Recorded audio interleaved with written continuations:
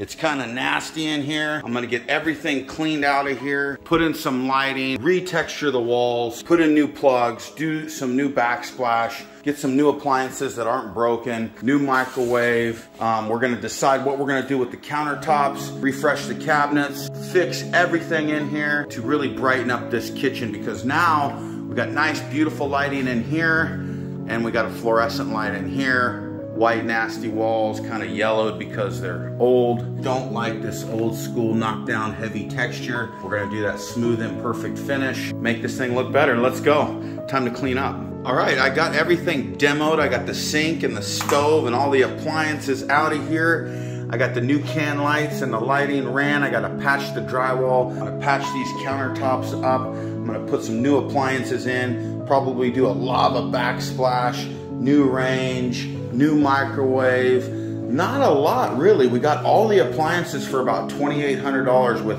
the sink, the stove, the fridge, the dishwasher, microwave. Not bad for a kitchen remodel. Here we go. Let's get this finished up. All right, it's time to prep my backsplash so I could cover it instead of demo it. I wanted to make this a fast and easy kitchen remodel. So all I need to do is use a grinder with a diamond disc. This diamond disc I purchased at Home Depot, and all it is a disc that fit right over my standard grinder so that I could create a mechanical bond by first scuffing these tiles just like this. It was super simple and super fast. Just make sure you protect your eyes, protect your ears, and have fun. I need a shorter bucket. I want it wide, but I'm gonna make my own bucket. For doing concrete by hand, I wanted to use a short bucket, so I used my angle grinder, and I cut a bucket right in half. And if I decide I'm really itchy and want to bite myself, this will prevent it. I'm using some fast set concrete, a drywall scoop, some fresh water, some polymer, some gloved hands, and a little bit of know-how. Watch me do this backsplash by hand. I had so much fun, and it made this tile look like natural stacked lava. Remember, you could do this with any style stone. Just get creative. You don't even need a stamp. I used off-the-shelf tools, and I had so much fun. Oh, this was awesome. What I'm doing here is just using my gloved hands and creating clumps. I wanted to make sure my slump was correct, not too stiff, not too loose. And then I'm just putting my first rock on. I'm patty caking it on right to the wall. And I didn't quite know exactly what I would be doing, so I'm experimenting with my first few rocks. I'm going under those plug covers. I'm using a margin trowel to kind of smash it and push it out because I didn't use very much material. Actually, I used less than an entire bag on this entire backsplash. It goes a long ways, and just watch what I learned throughout doing this splash. These techniques are simple. You don't need a bunch of skill to reproduce it. I'm gonna show you everything right here and right now.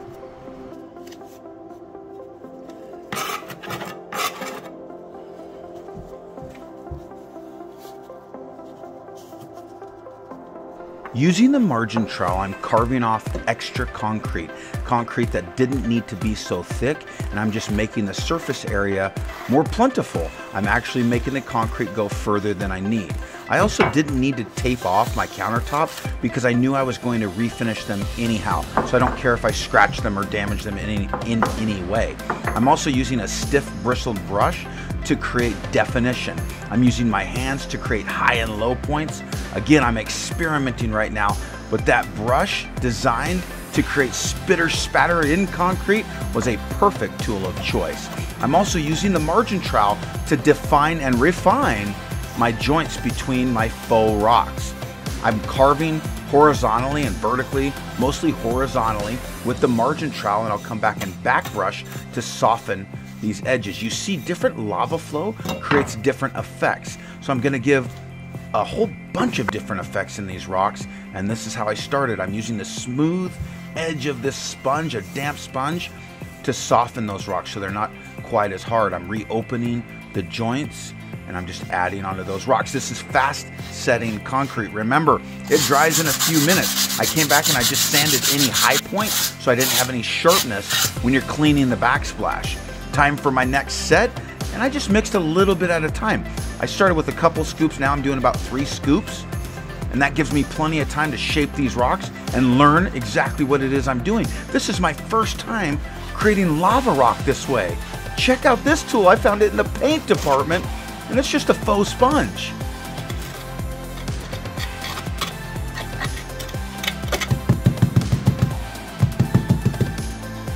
By shaping and tapping the rocks throughout the lifespan that they have while they harden creates different effects. You get to be more aggressive the harder it becomes. You understand your working time after a few batches, and in this batch I'm doing a really big rock. That way I can fit my big rocks in first, and then the little ones will come throughout the backsplash. You can see I'm going back and forth from where I already started until where I am now, doing big rocks first and then filling in the cracks and crevices with the little rocks. Back to the sponge that creates the high and low points, and you can see I'm like folding that concrete over itself to create the illusion of high and low points in the concrete. What do you guys think? Give me a like, give me a thumbs up, and make sure you subscribe and ring the bell so you don't miss my next videos. I'm going to be doing tips, tools, and tricks to all your DIY masterpiece projects to help you save thousands. As a matter of fact, save 10 times your time and 10 times your money by following MikeQuist.com. Back to that pool brush, I'm just simply stippling it and giving it that lava effect. I'm also using a little brush here, a little cheapo brush, to kind of clean it out like an archaeologist. What do you guys think?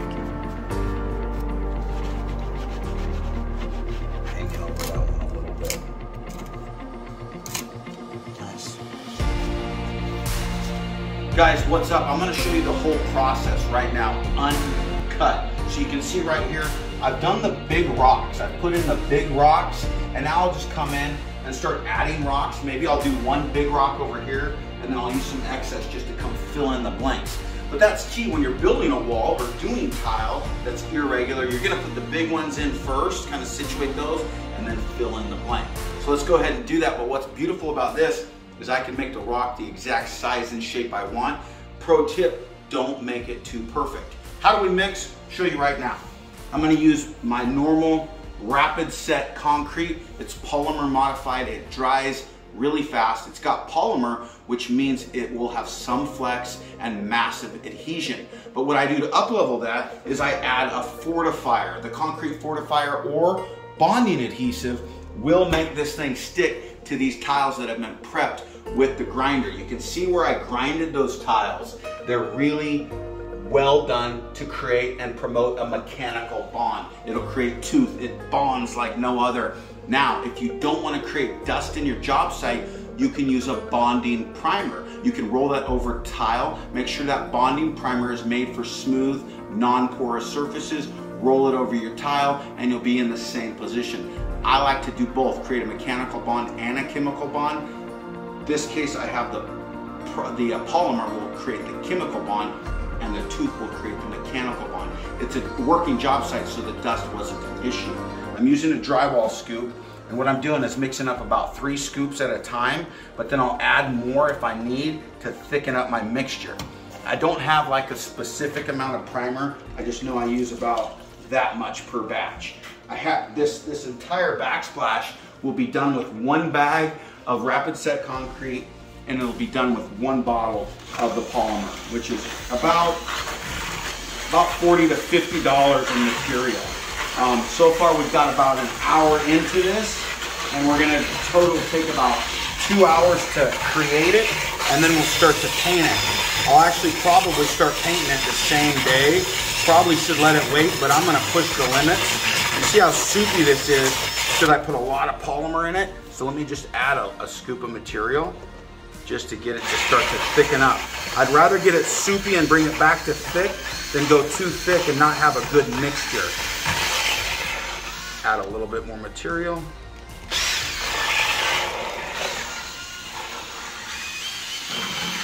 I'm just using a little whip that's made for doing paint mixture and an electric drill. I'm not mixing a lot at a time at all. If you mix too much at a time, you don't have time to really work the rocks and make them look how you want them to look. But the tools that I'm using today make it really easy to make this look realistic.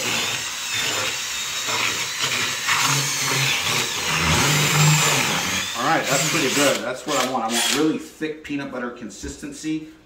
Check this out. Let's go ahead and start adding some rocks. Now, it's not going to feel like it's bonding really well at first, but don't worry. When it dries, it will have bonded like you won't believe. Now, you can see I am going over rocks right now that I've already created. That's all right. All I'm doing right now is just getting the rocks in place. Okay, put a little rock right there. Let's put a big rock over here.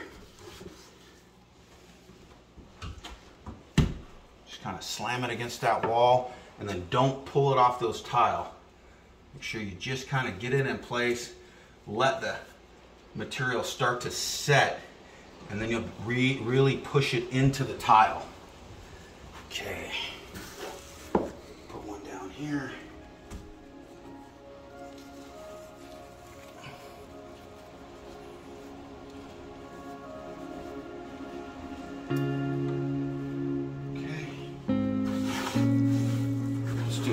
Bigger one over here. Under here.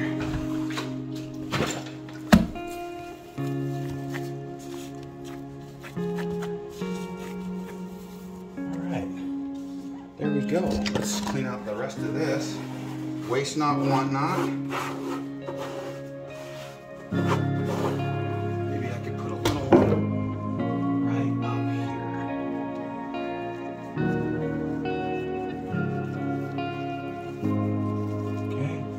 I'll let that start to set, and then I'll push it up into that area. Alright, so while that sets, I'm just going to clean my bucket out. I have about a minute before I need to start working the material. You can see I don't waste a lot of time. I'm not lollygagging. I place them, and I'm not trying to get them perfect just yet. Squeeze out that sponge.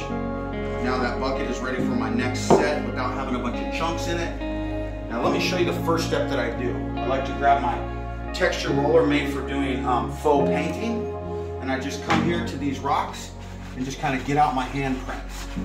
Okay, so that's all I'm doing there. Just kind of rolling them into themselves, get them shaped to something that looks kind of organic. Same here. Oh, maybe I like to pound. Like, see how I got a high and low spot there? Just kind of give it some, like, look, I'll pound this one a little bit, pound it in, and roll it in. And that already looks pretty awesome. So now you can see the edges, they're not realistic because rocks don't like envelop another rock. You need a joint, a cold joint here that hasn't been grouted. So that's when I'm gonna start kind of shaping.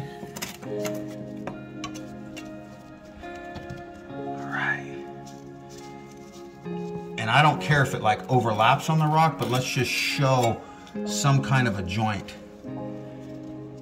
Good. Now look, I also like to take this brush. Watch this, watch the texture that it gives. It looks just like a lava rock there. Ready?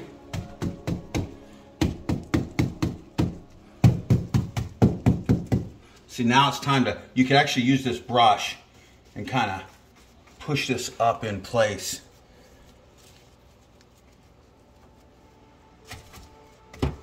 And as long as I don't see any grout joint, I don't care if I see a touch of the tile. Now see that wouldn't be real. Like a rock ain't gonna be shaped perfectly like that. So let's put a joint in here. Move this one down a little bit. There we go. Maybe fracture this one right here. Let that set up a little more. Kind of put a joint in here. So this is where you just kind of start coming and playing with your joints. And it's good to have a reference photo, but me and my sons have built so many lava walls, I know how they look. So I got an advantage here. Also, I'm not putting the mud on the wall like as a giant hole and then carving it. Sometimes people use a little slower setting material, and that's how they do it. I kind of like this material because you put it in like a realistic rock. I'm gonna undercut this where it's sitting on the backsplash. See, it wouldn't be like, see how it's flat on the on the base? I'm gonna undercut that so that it's not like perfectly set down on there, or else it's not gonna look real. I could always come back and grout that, but I don't want it looking fake. Yeah, I got a little bit of material in my hand, so why not just, you know, make a high point on a rock.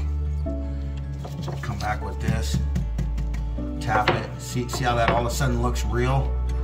Now I could just kind of start putting high and low points in this rock.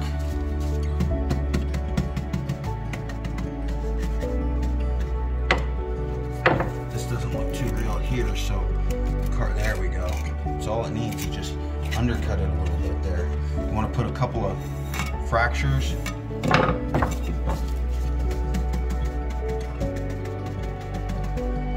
See that? I like these. Those look very real. Those look like lava to me. I think I'm going to leave those alone. Start smoothing these out. I'm going to come up here and get rid of any residual that looks fake here. Just kind of clean up that adjoining rock. Maybe cut that off.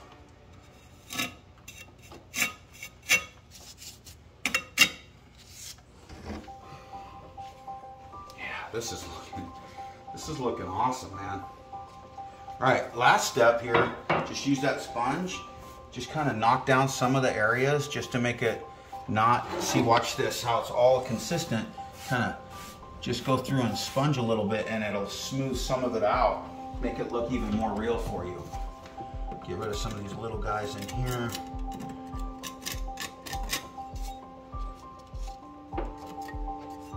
Let's pull this tape off just to make sure I'm not hiding the screws or anything.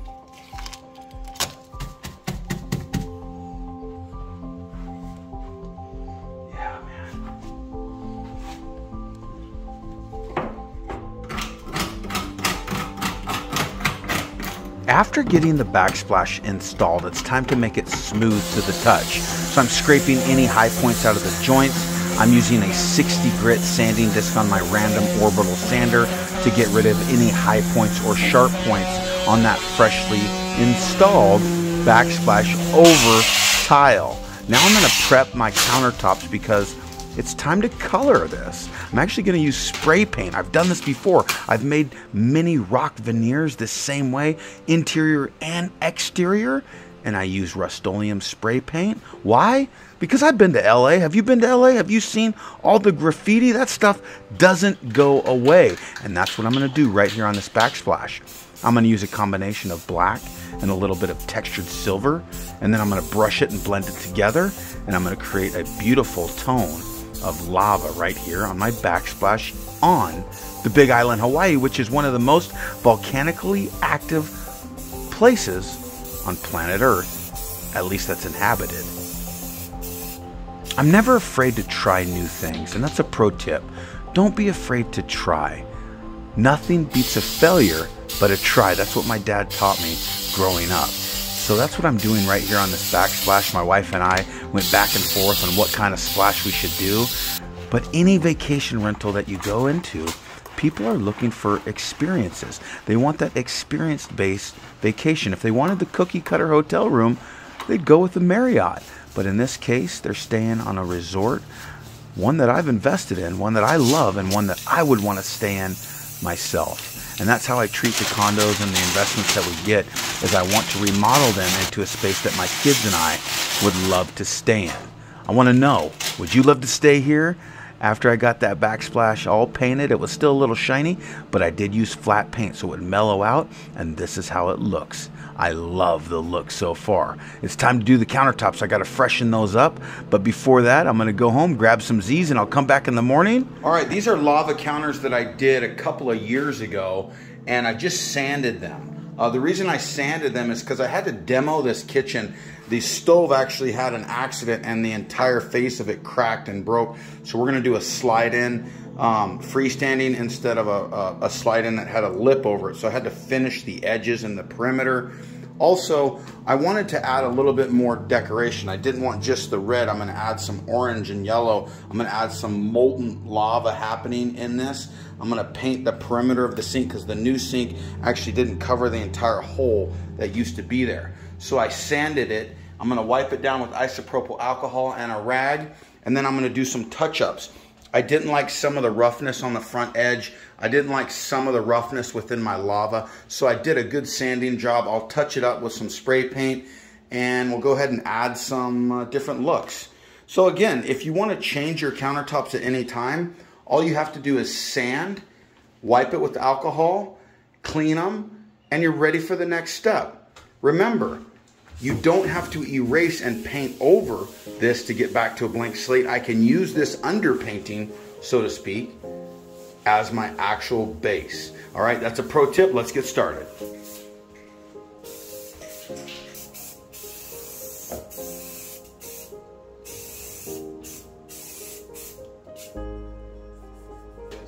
No.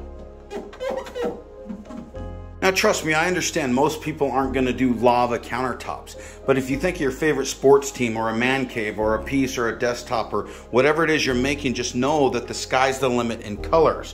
What I did is I raided my metallic drawer and I found molten gold, scarlet, orange. I got some fire orange spray paint, some red spray paint. I'm using quick coat, and I believe I'm gonna do an exotic pour. I even have some red dye. You know, give some more visual interest. If we're gonna go lava, let's go lava. You do? Yeah, for sure. Alright. Well, only one way to find out. A little bit of spray paint in here. Get those. Oh yeah, this is gonna look like lava, dude. Oh my gosh. Dang.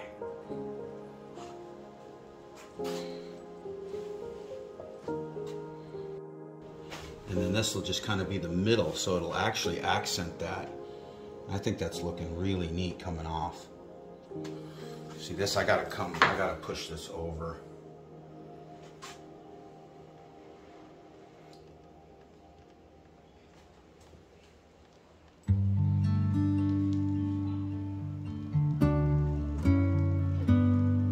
So don't step in that, okay, Will? Got it.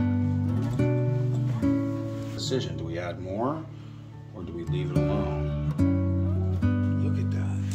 I don't even know if I want to torch it. What do you think? That's pretty awesome. I don't think we need to touch it. I think we hit a home run already. Sure. I'll just put like, see that? Oh yeah. Just like a little bit of, yeah, see that? That kind of gives it a whole new feel. Dude, I think we nailed it. I mean, look at this right here. Look at how it's just flowing. Guys, check it out. Look at the colors within this scheme right here. That really looks like fun lava. I mean, look at it dripping over the edge. Look at the look of that. It's just really neat. I'm glad I have the undertones of the red and the black and then this over the top. I just think it adds visual interest. I listened to an artist friend of mine and he said, don't stop prematurely. You never know what it can turn into if you just keep accenting, highlighting, trying new things, and that's what I'm doing here. All right, now that William, my oldest son, and I have the lava put over the top of our countertops, it's time to level these out with a little bit of clear epoxy, and that's just to create a new wear layer, also to make everything even. This was a pro tip. This is how I made these counters go from good to great. After I apply the clear coat, I'm going to torch it out, and then I'll apply our ultimate top coat to give it that natural sheen, that low sheen, so this doesn't show any scratches, wear and tear. This is a vacation unit, and it's gonna be tough. It's time to let that dry overnight, and here's the results. All right, let's have a look at this kitchen remodel. We moved the old light fixture box that had old fluorescent lights. I put some pendants in. I did new coats on top of my lava counters. I actually added some lava. I did the ultimate top coat, the natural finish, and that gave it just this beautiful sheen It looks really stellar. I put in a black sink. Let me come around here. I'll show you what we did. I actually added some really fun lighting above these cabinets. Really looks neat. My wife picked out some lava lamps right there. We did new texture. You can see these walls had old texture, and we did a smooth, imperfect finish. I did all the can lights above right here, and that really opened the space, made it bright and light. We added new appliances with the fridge, the slide-in range, and the dishwasher. I left the tile because it was in good shape, and our philosophy is, if it's still in good shape and it's not going to affect the rent, why am I going to do the work to repair it just to say I did? We left the cabinets. We did an oil finish on those to really refresh and revive them, and really love how these countertops look with the theme of the Big Island, the lava theme. I did this backsplash by hand. I did this using polymer, some concrete, and made it look like stacked lava. And then behind the range here, I have this turtle from another unit. When I bought the unit, the turtle was hanging on the wall. I took it off the wall. I made a box using some scrap drywall and some 2x4s. I'm gonna make a mold of that and recreate that turtle so that I could hang it right here and then hang that turtle back in our other unit. Guys, let me know what you think of this remodel. I'll show you what the texture looked like prior to doing our texture. You can see just like this old texture here. And then when you come over here and you look at the texture, it's just really nice. It's really a different feeling. This blue goes with the ocean outside. Let me show you the view here. I love the view, but hard work pays off. You know, this view is second to none. You got this amazing ocean front pool, the Pacific Ocean, the waves crash, the palm trees, the barbecues down there. It's a perfect family unit, but it was kind of a turd when we bought it. We've redone the floor, we did all the lighting, the fans. I love the ceilings in this thing. It had so much potential, but it was just outdated. By just refreshing everything and doing new receptacles on everything, boy, love how this thing's coming out. Can't find a lot of labor, any help out here on the Big Island, so we're doing it ourselves, and that's what we love most. Hope you enjoyed this update. Next is the master bathroom, and I'll show you how we recreate that turtle. So be sure to subscribe to Mike Quist on YouTube, and I'm gonna give you the tips, tools, and tricks to take your DIY techniques to the next level. Until then, you got this. I'll see you on that next video. Can you believe what we did to this kitchen space for about $3,000? We salvaged those koa wood cabinets because koa wood is extremely sought after on the island of Hawaii. Guys, I hope you enjoyed this video. I appreciate it. Press that subscribe button, and I'll see you on the next video.